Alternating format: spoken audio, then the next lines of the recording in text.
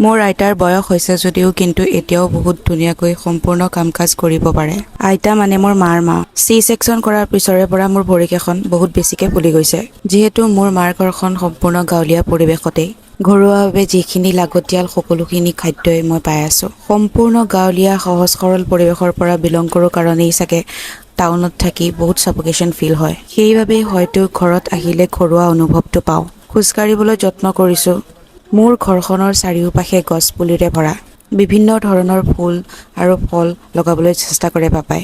কাৰণ পাপাই গছ পুলি ৰুই বহুত বেছি ভাল পায়। আৰু আমিও সেইবাবে হয়তো চহৰত চলিবলৈ অসুবিধা পাওঁ। এইখিনি সময়ত ইয়াতকৈ ভাল পৰিৱেশ মোৰ বাবে হ'বই নোৱাৰে বুলি মই ভাবোঁ। সৰু থাকোঁতে এনেকুৱা লাগিছিল যেন চহৰতেই মানুহে সুখ পায় নেকি? কিন্তু সেয়া নহয়। গাঁৱৰ ঘৰখনত যিটো আমেজ আছে, সেয়া আমেজ আমি কেতিয়াও চহৰত বিচাৰি নাপাওঁ। লাল লিপষ্টিকেৰে তোক বহুত ধুনীয়া লাগিছে দে। এইজনীয়ে আকৌ নিমপাত লগাইছে, স্কিনৰ বহুত প্ৰব্লেম। এজন দুজনকৈ গাঁৱৰ মানুহে খবৰ ল'বলৈ আহি আছে। আৰু আইতা আৰু ভণ্টিহঁতে চাওকচোন ৰবাব টেঙা মোক দেখাই দেখাই খাইছে। একচুৱেলি মই টেঙাটো এতিয়া এভইড কৰিছোঁ। কিন্তু নীলজ্জাকেইটাইতো মোক দেখাই খাবই।